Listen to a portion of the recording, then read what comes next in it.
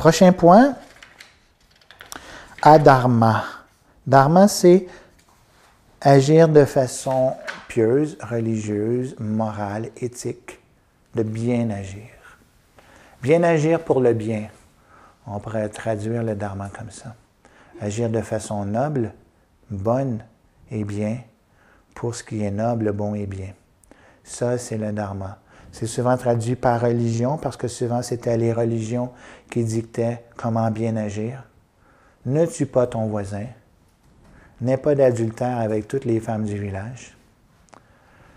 Ne vole pas, toutes les grandes règles données sur les grandes tables de Dieu lorsque Dieu a donné les clés du succès dans un buisson, quelque part. Alors, souvent, on va mettre le dharma comme ça, comme des règles religieuses, mais le dharma, c'est pas juste de religion, c'est vraiment tout ce qui est bien. Sûr que quand on est dans l'illusion, dans la dualité, dans l'ignorance, très difficile de savoir ce qui est bien. Donc, notre comportement va souvent être adharma, non bien, néfaste pour nous-mêmes. Et on va être très attaché à ça. On sait que c'est pas bon d'aller prendre un coup à la taverne, mais on le fait quand même. On est attaché à ce qui est adharma.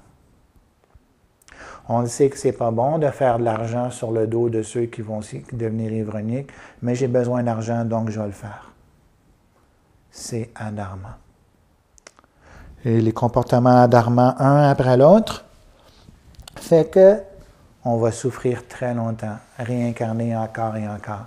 Chapitre 9, verset 3 vont dire adharma, tous ceux qui vont vivre dans le non-dharma, dans le non-bien, ils vont devoir ressouffrir encore et encore pendant de nombreuses vies. Mritu samsara vartmani. Ils suivent la voie de la mort. Encore et encore, ils retournent encore à ce monde pour remourir et ressouffrir. Tant qu'on agit selon adharma, on va souffrir encore. Alors c'est très difficile de suivre le dharma, mais c'est encore plus difficile de ne pas le suivre.